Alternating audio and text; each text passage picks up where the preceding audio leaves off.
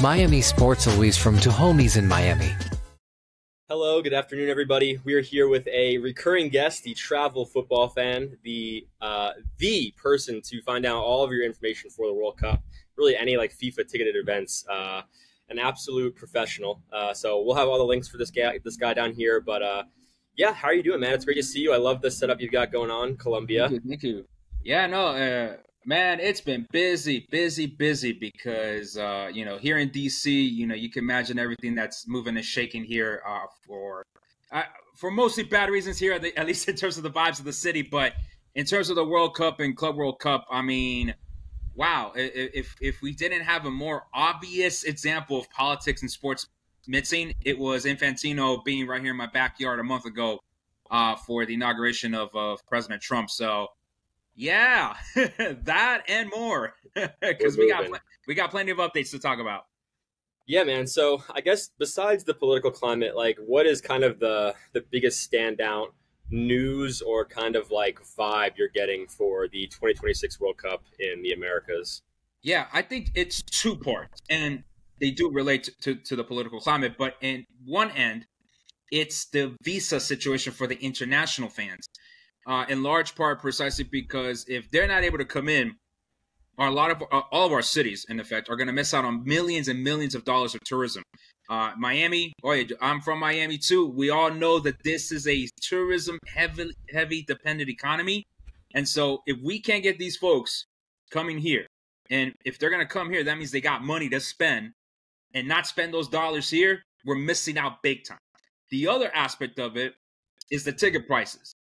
I just posted a YouTube video, yesterday about how I messed up on what was being reported in Mexico, sort of. And the reason why I messed up in a way was because everyone is reporting either the price that was listed on the bid book from 2018, or they're coming up with some information and I'm trying to hunt down sources and trying to hunt down where is this information coming from. So we're either going to get a really inexpensive World Cup if the same prices hold from the bid book from 2018, or no chance that. Yeah, or no chance, right? Or no chance in hell. That's basically where we're at. And so I'm trying to confirm that information as much as possible. So what price are you referring to? Like a face value ticket price? Or... Yes. So this would be the face value ticket price. So in the video that I posted, and folks, please go ahead and check it out because it is an extensive analysis there.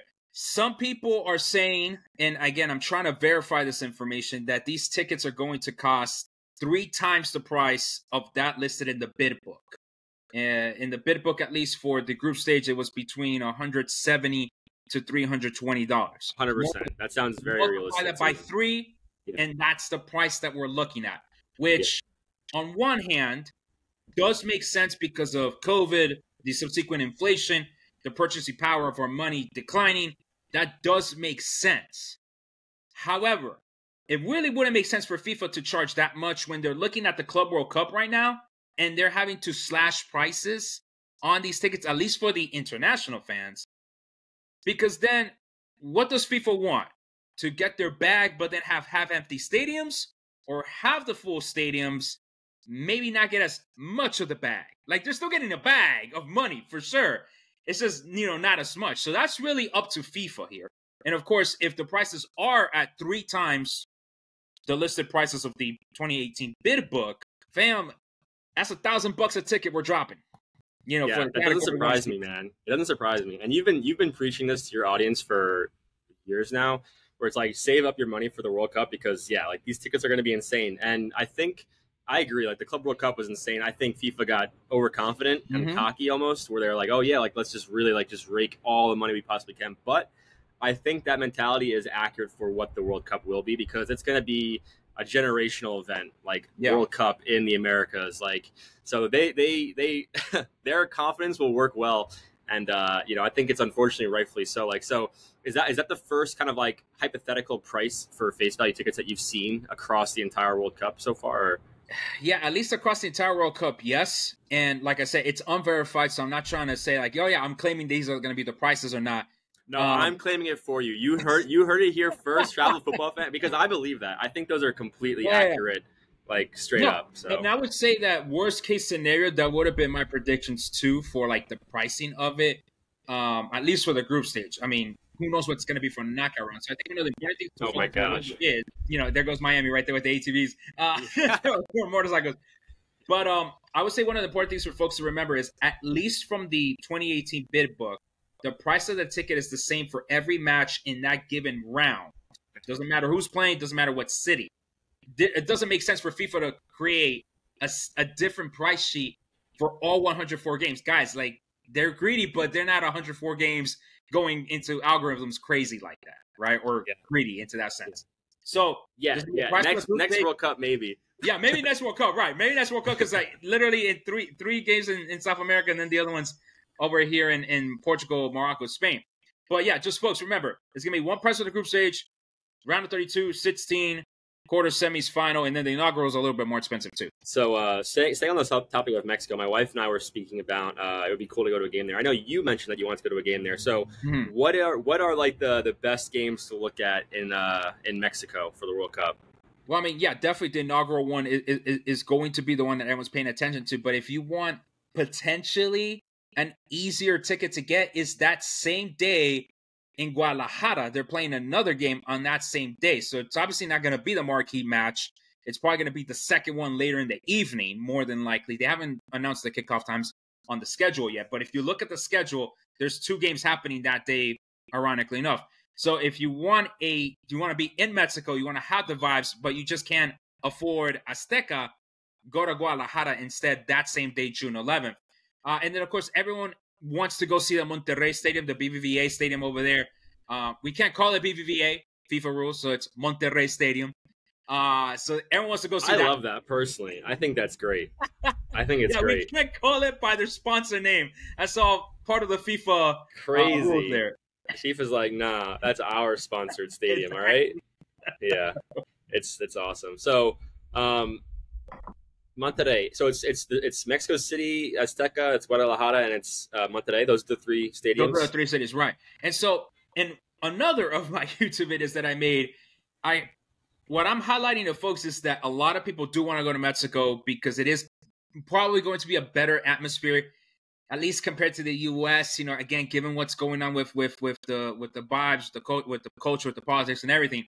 But there is a kind of a give and take.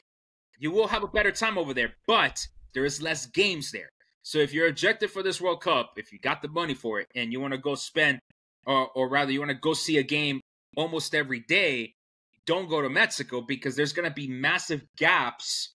And by massive gaps, it's like almost 3 to 4 days in between games, compared to, say, in the U.S., it's like every other day or almost every 2 days tops. So if you want to see more games, stay in the U.S., but if you want the vibes and don't care that you're just going to go to the fan zone, say day 2, 3, and then again another match, then go to Mexico for that. It'll make sense on the YouTube video when I show the schedule itself.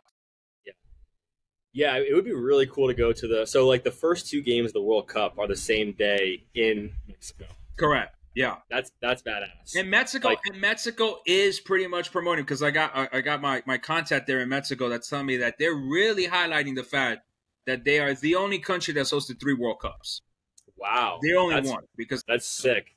That was 1970 and then 1986. So they're really making that as part of their, hey, folks, like, we're the historic part of this World Cup. Yeah. Think about it.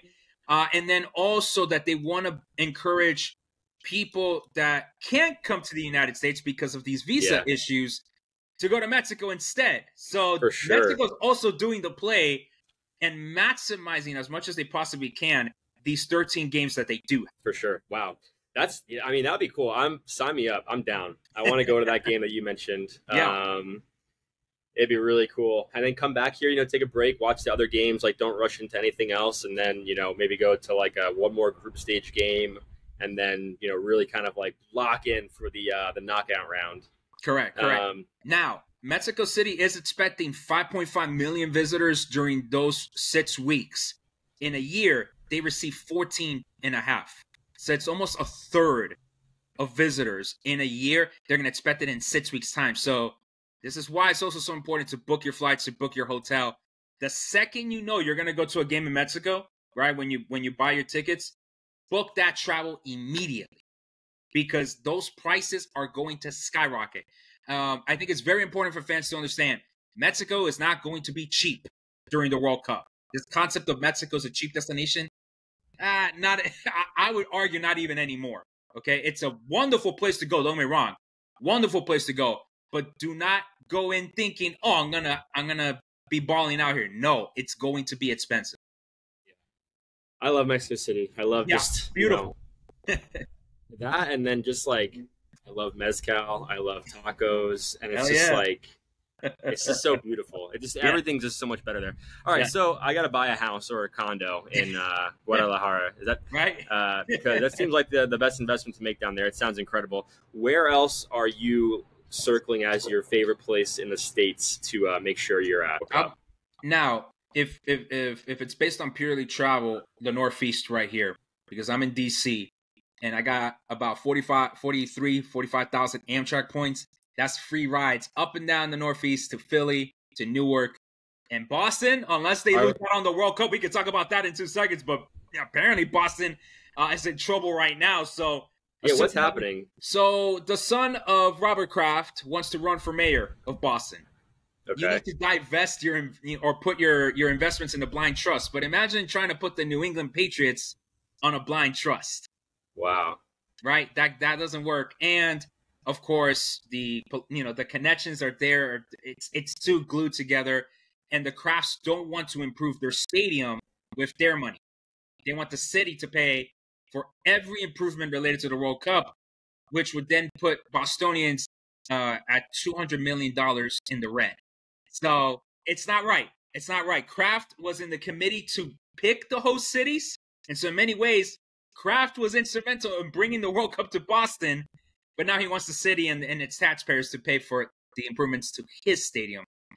It's not a good look, to say the least. That's complicated. I mean, I'm as up to date on the situation as I am in this exact moment, and I have a feeling Boston's going to lose it. I don't think they're going to put the money down. No. I don't think they probably don't have it, honestly. No, they probably don't have it, and this is probably one of the reasons why Chicago didn't even want to have none of these conversations from the very beginning. I know a lot of folks in Chicago are like annoyed that they aren't even hosting any games at all, but this is probably why, because they didn't want to have these types of conversations. And so, of course, for Boston, I mean, the neutral fan, might not be too sad to see Boston go, to be honest, because they have heard the tales of how difficult it is to get to Foxborough. Even me, when I'm trying to consult with fans, like I'm letting them know, hey, look, FYI, you could stay in Boston, but like that's going to be a trek to Foxborough and back out. I don't know how that's going to work out. So, of course, here in D.C., I'm assuming Mayor Bowser has picked up the phone. Even maybe even Trump, if there's some synergy. And who's the new owner of the Commanders? Yes. So I'm sure he's a hustler. Here in D.C., they heard that. I'm sure I can't confirm that they are doing those phone calls, but it would not be out of this world to think that Bowser, even the Trump administration, everybody is making a call to Infantino, being like, hey, for sure, how about we bring it back to DC? It's kind of weird that of this World Cup, the Washington DC is of the three capitals not hosting matches. Like, it is kind of weird. I will say that. Yeah, that is weird. But hey, I'm going to call right here because you won't. 2 announcements have been made on this channel: the Mexico City prices and DC now hosting a World Cup game. I mean, it's not too far fetched at all. It just sounds like it's perfect destiny, honestly. Yeah. So that will be cool, especially for you. Yeah, no, exactly, because I'm like right here. It's like, I remember back when they selected the cities. I remember I was at Fritz in France when they were selecting the cities there. And when they said Boston, I thought Miami was out because I thought there's no way they're not picking DC. And so, of course, when then they picked Miami, it was like, they really didn't pick DC. I was very surprised. Miami's the spot. Like, Miami's going to be one of the best cities for the World Cup.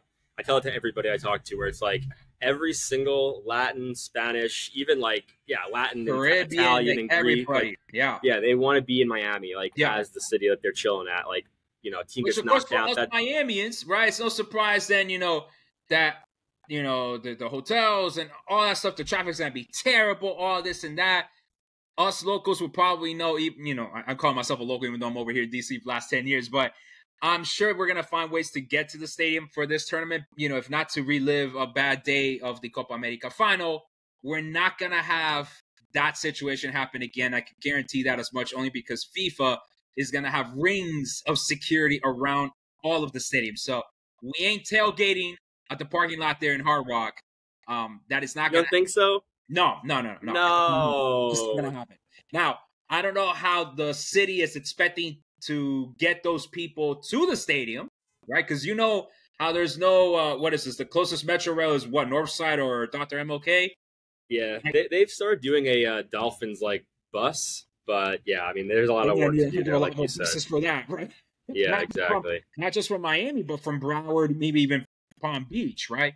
So, for us, that the living in Miami, the art from Miami, more or less the geography, and we know that the public transportation system is absolute, just backwards in that respect. How we're getting the fans there is going to be one of the key questions that, honestly, the committee has not answered. The local organizing committee of Miami has not answered that.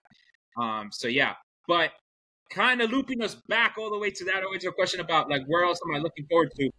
Like I said, the Northeast here, for me at least, the Amtrak, coach buses, private transit, car rental, it's just going to be a lot easier, I should say, to travel between Philly, Newark, Boston, or even if it's just Philly, Newark, even better, and especially myself, I can put myself in DC, go to Newark, and come back on the late night train. So how long is that trip from DC to Newark? 4 hours. Wow, that's really quick. Yeah, so I would say that the Amtrak, at least here in this part of the country, in the Northeast, is very much integrated. It runs very well, to say the least. It doesn't have that same reputation as the other parts of the country. I was gonna say the Southeast, it's not good. Yeah, no, it's not good. No. Maybe the only other spot for Amtrak use would be between Vancouver, Seattle. Granted, there is that border crossing that you have to take into mind. That's like an additional hour of travel. Maybe California, at least for the scenery and everything. There's, I think, what's it called? The California Surfliner, I think is what the train service is called between. Sounds awesome. San Francisco and LA. So again, if you want kind of a bit of a slow travel, you can do that as well. But I would say Northeast and then the Pacific Northwest, I would say, is the two easier options of transportation. But again, I always come back to my content of costs. And hotels are going to be very expensive in the Pacific Northwest. There's a shortage of rooms there. Over here in the Northeast, yes, New York is going to be expensive regardless. It's always expensive at any point of the year. So that's why you might want to consider staying at other places like Hartford, Connecticut, like DC, for example, unless we were hosting games, and that's a totally different story. But anywhere along the Amtrak routes, that would help you maybe save some money as well. Cool. So last time we talked, we were talking about when different parts of the schedule and buying process were starting. So where we are right now, is the schedule out with the stadiums? Can you see the full lineup of games and when they are? Yes. Okay. That's actually available on my website as well, travelfootballfan.com, or you can go to FIFA.com as well. It links to the same site. But yes, that's why it's important for folks to just look at the schedule now. I know your teams are not qualified there except for USA, Mexico, Canada. We know what their potential pathways could be. Right? Which a very odd one. If Canada and Mexico finish second in their group, they play against each other in LA. Very odd how FIFA did that. Because the US will not face any of them moving forward. So it's kind of weird, but Yeah. I just want to say this. USA is winning the World Cup 2026 in America. We're right here. This is the third big announcement from this podcast. Listen, if Trump having the trophy in the back, which I'm not this biggest fan, so I think that's kind of a new move to make. But if there's any indication that the U.S. is going to win the World Cup, you could say it's that. You could say that he has rigged it for America. Sounds good. Rig it up, baby. Rig it up. I'm ready. Oh my goodness. No, but I mean, this team, they have a lot of maturing to do, and it'd have to be a very lucky run. Yeah, but I don't know. This is the kind of World Cup where why not? Something crazy could happen, and something crazy could happen. In terms of talent, in terms of talent, you're absolutely right. I mean, this is the most talented American team we've ever seen. Pochettino, you would assume, brings the maturity, and the discipline to make that type of run possible, right?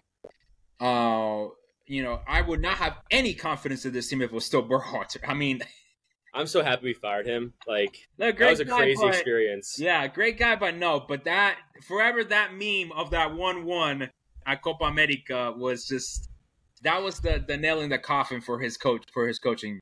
Dude, the whole Gio Reyna thing was just like very like immature and like childish, and I was like, this is embarrassing. I was like, what are we doing? I was like, this is just like cringe. I was like, this is so cringe. Like, with a team that was as good as that, and like you have that drama going on from like these, and it was like turned to like a whole conspiracy theory. I was like, what is going on? Right. And so man, it was great to see him get fired, respectfully. Like it. Yeah. So no, it is what it is. What do you think though? Sorry, I was just going to say that, the U.S. won't be playing that July 4th match in Philadelphia. That's like the only off thing about this. That would have been too badass. That would have been too badass. Yeah, I guess so. It could only happen if the U.S. finishes as one of the top three, one of the best third place teams. And even then that math would have to magically appear for that. You don't want that situation. Of course, there's clearly a reason why the U.S. wanted to start on the West Coast. I'm very sure it's just in terms of logistics, traveling the team back and forth, not really the best situation to then all of a sudden go to Philadelphia and then, kind of trek across like that. So they want to do kind of that calculated move eastward, right? Where they're only, their semifinal matches would either be obviously Atlanta or Dallas, but their quarterfinal matches is either, I think, LA or Kansas City. So it still keeps them on that side of the country. So that, I felt, was a very interesting move by U.S. Soccer to put the team out on the West Coast. Yeah. So who's your kind of like image for the World Cup? You see, I mean, Colombia's playing great right now, but who would you give me like 2 or 3 teams you'd like and you expect? Yeah. So I mean, I do believe Colombia can make a semifinal run, and it might be even then a bit of a homer take. But you saw what the fan base can do for that. And quite frankly, any team of the Americas is going to get a 1 to 3 point boost in their performance compared to their previous World Cup. For sure. I really do see it as a in many ways a repeat of 2014, right? You saw Costa Rica make that deep run into the quarters. Colombia made quarters. Brazil obviously made semis. Like all of the teams at least got out of the group, if I'm not mistaken, from the Americas. If I'm not mistaken, I'm trying to recall any team that didn't get out. So I expect the same for this World Cup. Okay, for the teams from the Americas to get out, I would say almost all of them to get out of the group. Yeah. Like even Panama, I could see getting out as a third place team. Out, and that's because of the fan bases here. So I do really think that that's going to elevate these teams. For me, it's still a France-Argentina final until proven otherwise. Okay, I don't think that's the final. I think it would shatter television records for sure to see that rematch. For the good, the bad, and the ugly of it, I will have to say. That was the best soccer game I think probably most of us will ever watch. Yeah. No. It was incredible, enough, right? That was the best final we've ever, that we've ever seen. I just don't see any other team that can match that. The team play, right? Like, yes, every team has talent, everybody else, but I mean, I don't see any other team being able to dethrone them two from the final. Can I see Morocco doing another semifinal run? Maybe not, but I wouldn't be surprised if, man, let me get back to you on Morocco, maybe Senegal, maybe one of them two from Africa. Like, I love Senegal. Yeah, Senegal's really nice. They're a really nice team and everything, but the heat. That's the other factor we need to take into account for this World Cup. I mean, like, we kept complaining about Qatar being hot, but over here, you know how hot it's going to be in Miami, man. It's going to be crazy. It's going to be sweating crazy and everything.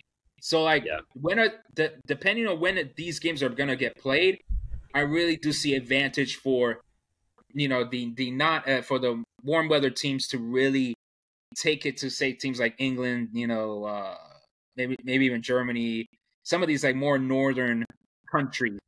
I agree. Playing in the heat. I think the European clubs will struggle, but it's interesting because I immediately flash back to like the biggest memory, which was like Germany beating Brazil in Brazil. Yeah, that's true, so, right? Like, so like that I don't know how that happened in that fashion. That was crazy, man. But yeah, no, I mean, obviously there's gonna be some teams that the training and their talent alone is gonna be able to take them, but you saw all the other European teams that struggled in that Brazilian World Cup, right? England and Italy failed, both failed to get out of their group. And that was the one that Costa Rica was in. So these teams can fail, but of course, then they got fan bases here too. So if Italy does not make it to this World Cup, it will be massive blow in terms, not only just tourism and everything, but just the vibes. You need to have Italy, for example, be in this World Cup. Sure. I mean, the biggest World Cup ever. If these big clubs don't make it, that's, like you said, embarrassing times 10. Yeah, embarrassing times 10. So yeah, I would say those are some of my takes. I do believe in a Colombia semifinal run, to kind of make up for what happened in '94 tragically for the team. I do believe it's still going to be France, Argentina until proven otherwise. I know people keep throwing Spain at me. Yeah, I didn't even think about that. It's young kids. They're ballers. They won, dude.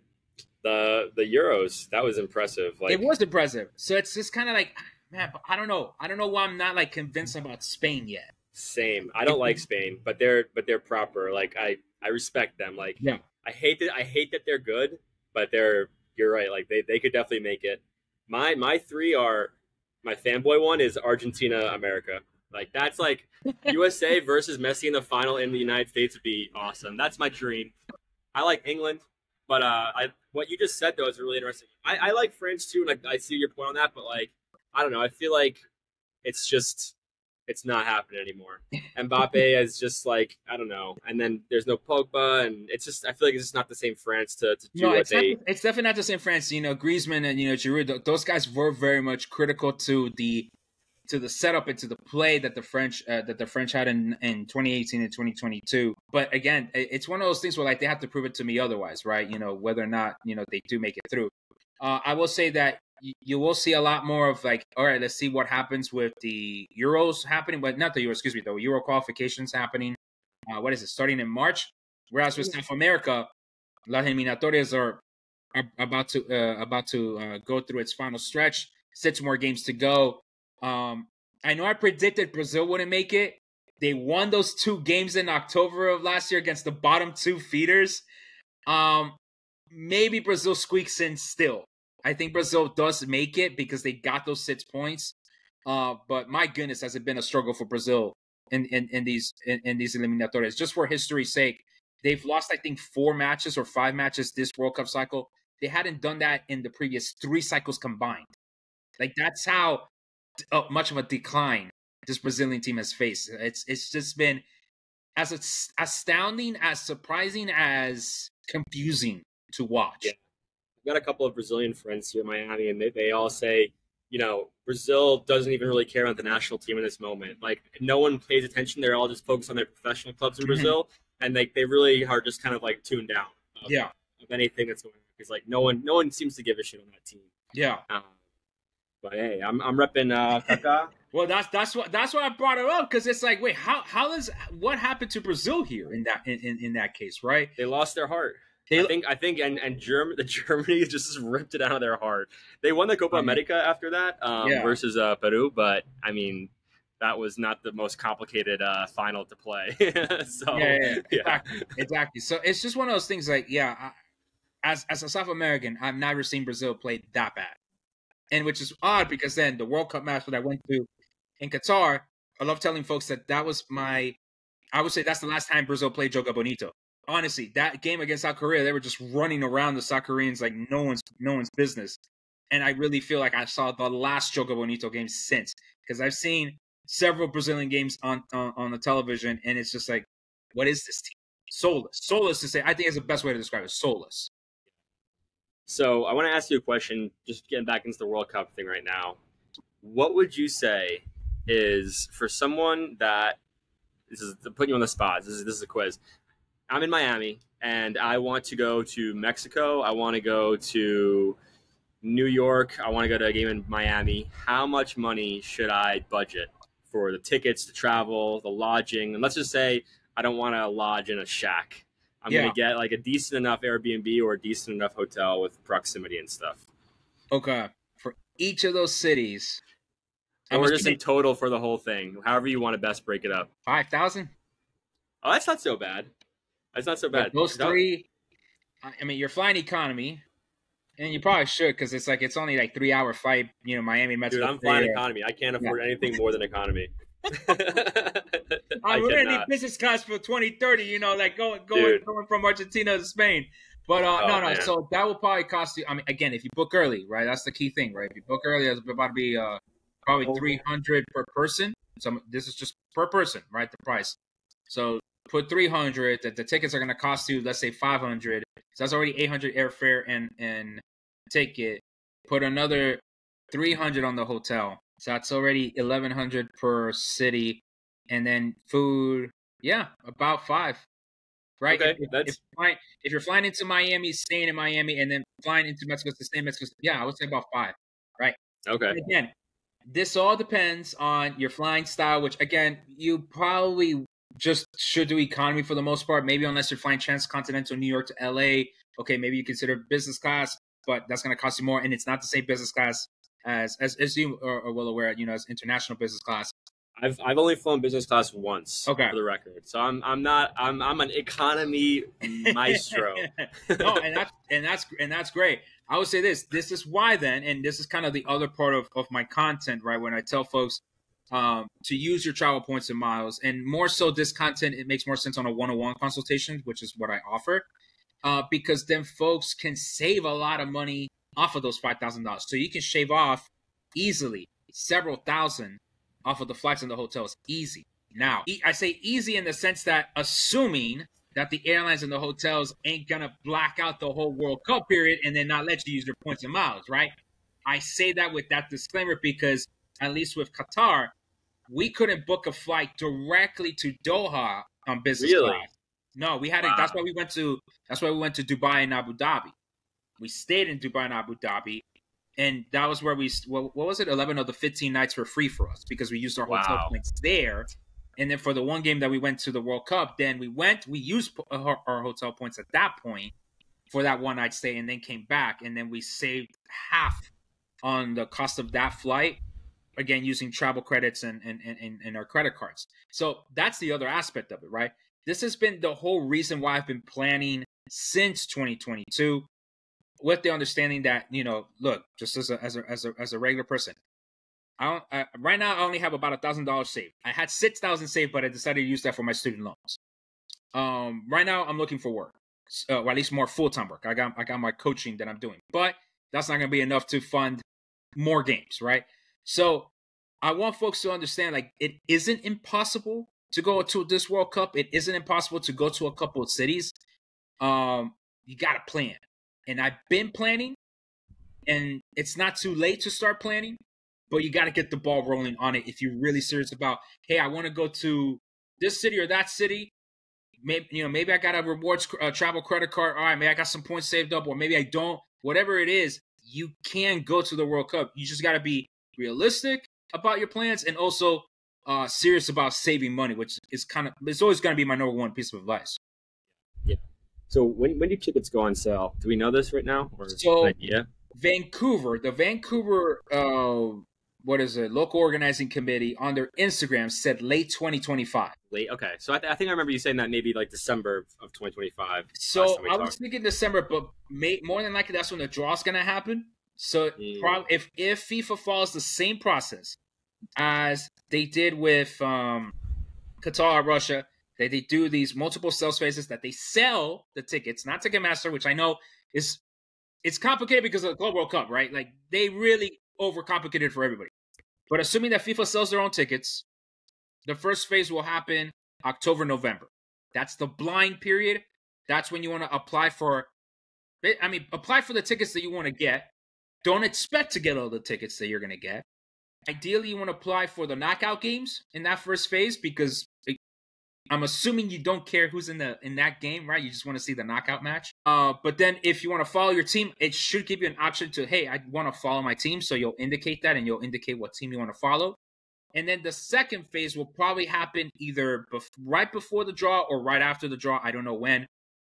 That's when you then go ahead and buy the tickets to the actual game of your team that you're going to be seeing. So again, this is presumptive. We assume that process will be, but yes, it's late 2025. Wow. So we're in it. This is the year. We're in it. I know we talked. When was the last time we talked? It was like about a year ago. It felt like a year ago. Yeah.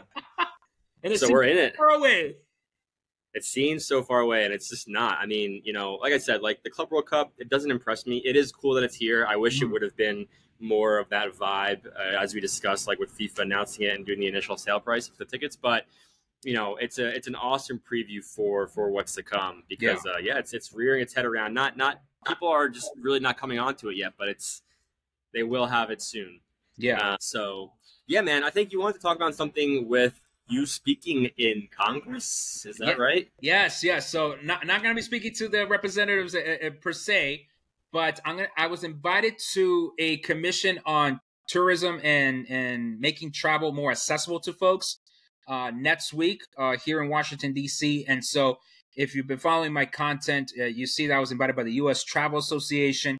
And what they're going to do is they're going to present a policy roadmap. That's just D.C. speak for here's a plan or a book of ideas that Congress and the White House should implement to make sure that the U.S. is ready for the mega decade of sports, because it's not just the World Cup. It's not just Club World Cup. We kind of already started with Copa America in a way last year. That was kind of like the appetizer to this mega decade of sports. And you're thinking, what mega decade?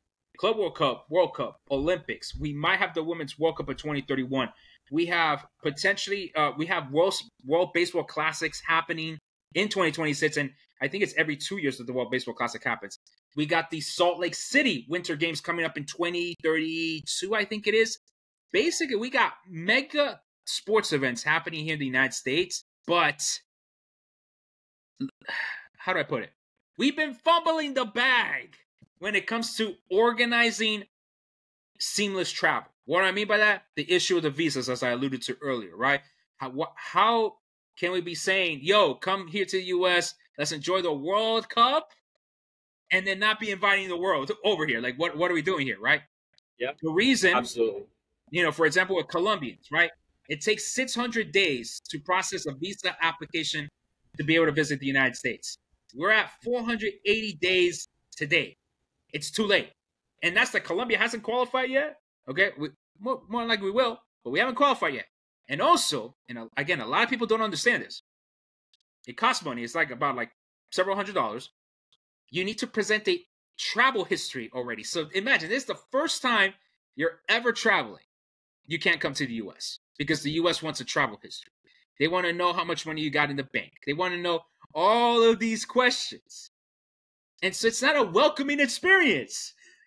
No, yeah, it's a double-edged sword. I just want to say, I mean, because you make the point, I think you don't need to talk about politics to talk about this, where it says it's a World Cup, people need to be able to come. I'll say this way, and I'm the most protagonist, hawk as far as America goes. Russia did it. Yeah. Anyone really had their flexibility with getting to Russia, it is for the world. And I know it's a complicated thing, but it's a very relevant and clear point that is it's for the world. It's world, a spectacle, event, sport, beautiful part of humanity. So and Qatar did it with COVID kind of being we were just getting out of COVID, and Qatar did it too. I'm not sure exactly what the recommendations are going to be. That's why I was invited to go and react in real time. But even as a simple idea would just be if you buy a ticket, that's your visa into any of the things. That's a great point. That would just be the simplest way to do it. Because, and just again, to give you more DC insider stuff here, the reason why this whole visa situation seems to be a massive fumbling of the bag by the government, right? I'm not saying this is a Trump or Biden thing. This is both of them and all of them, right? I have to angle it in all these ways. But it's because the State Department and the people that were in charge, I mean, great people, I've met them and everything, but the modus operandi has been, we're going to treat the World Cup like anything else. Mm-hmm. So we're going to put World Cup fans in the same line as people that need to come for a funeral, same line as people want to come to Disney World. They're not giving it special preferential treatment, which I guess for us, the soccer fan, we're like, how the hell are you not giving this tournament special preferential treatment? This is a once-in-a-lifetime. We keep saying once-in-a-lifetime, but we're not treating it like once-in-a-lifetime, at least here from Washington, D.C. So for those folks that say, oh, they'll just change the rules. No, guys. It takes laws to be passed. You need to win legislatures. You need then the president to sign it. This is a complicated process, and we've had 8 years to figure this out, and we're now a year away, and we haven't figured it out. That's why I'm being invited to this event, because we're kind of seeing the red alarms. Interesting. Yeah, it's.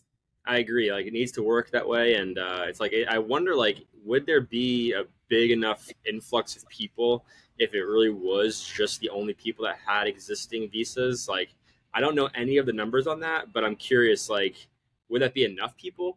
I feel like it probably would be, but it wouldn't be fair. Yeah, right. So on one end, it wouldn't be fair, right? Especially for a lot of first timers that wanted to come, right, see their team. So it's definitely not fair in that respect. It's not fair for fans of the Global South, I would say for most of the fans of the Global South, because they might either be affected by a potential travel ban that the Trump administration is looking to enforce again. So like teams like Iran, are their fans going to be allowed here? Probably not. Venezuela, for our local community, fans from Venezuela are not going to be allowed to come here.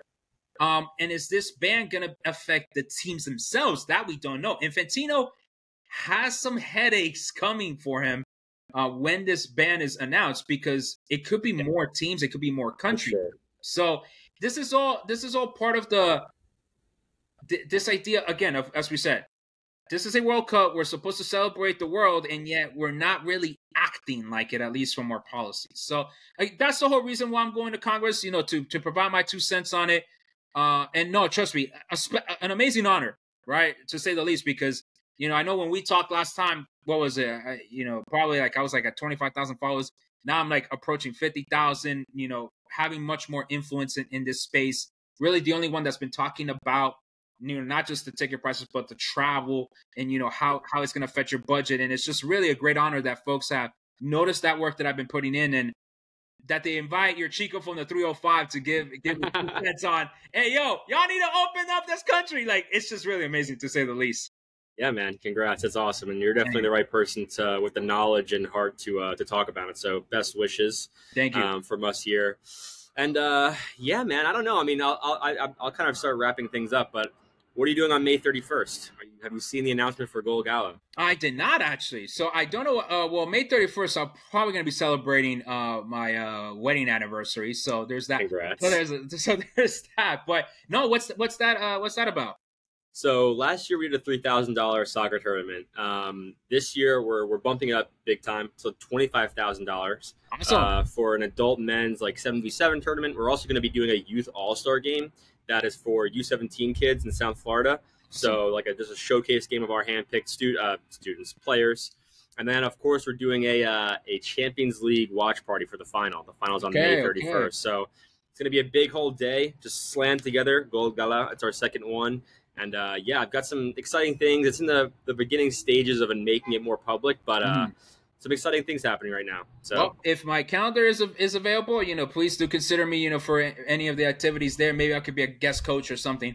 I do need to get back into some game shape, because I would love to get back onto the pitch and at least play futsal. I'm coaching my youth boys in futsal right now, and it's just exciting to at least play in that short spaces. So yeah, absolutely. Awesome. So, yeah, man, I appreciate you coming on. Is there anything that you want to give a shout out or final comments on, or anything you want to announce for yourself? Again, folks, I'm available on all the socials, especially on YouTube. I know that TikTok's kind of the iffy wild card. We don't know if we're going to survive another ban or not. So just please make sure to follow me on all the other socials. I do have a newsletter now that I'm pushing out with special deals that I'm able to negotiate with hotels and other travel agencies that I'm really trying to get moving forward. So if you want those exclusive deals, it's only going to grow as we get closer to the World Cup. Please go ahead, feel free to sign up for my newsletter. It's on my website, travelfootballfan.com. I got this thing going on in Congress this coming Wednesday, and yeah, let's just see where it goes from here, because I know it's gonna be exciting and crazy and all this and that. Coming up with these 480 days to go. We don't know where this tournament is going to go. We hope that it happens, of course, and that, folks are able to have a good time. But, I'm always going to speak truth to, some of the bad things. And as I've been pointing out for a long time already, this World Cup probably should have been better. Hopefully it ends up being a great tournament. But in terms of transportation, in terms of travel, money, and everything, folks, it's never too late to start planning. But if you leave that planning to the last second, don't be DMing me and telling me, hey, I need help, right? Like, hey, I didn't save any money. It's like, hey, I don't know what to do, man. Like, if save money. That's really the best advice I can give y'all, and then go from there. Yeah, we got to build you a travel football fan AI chatbot that you can just turn on when we get closer Seriously. to help the. No, and that's the thing, right? Everybody has a different plan. Everybody has a different financial situation. So I do offer those consultations on my website as well. Just be understanding of that, right? I know folks ask me like, hey, you know, like you said, how much money? You put me on the spot, right? I'm like, 5,000, but that's because I kind of think I know how you travel and everything. So again, not everyone in the same boat. You know, sign up for those consultations, and we'll talk. We'll get you set up with a customized plan. Awesome. So yeah, as the Miami plane and background noise just continues to rampage this microphone. Thanks for coming on again, man. Second time. Hopefully we have you on maybe a third time also. Yeah, absolutely. I mean, we did it 480, so maybe we do 240 days to go, and that will probably take up into next year. So yeah. Awesome. All right. Well, thank you very much, and we'll see you guys later. Bye.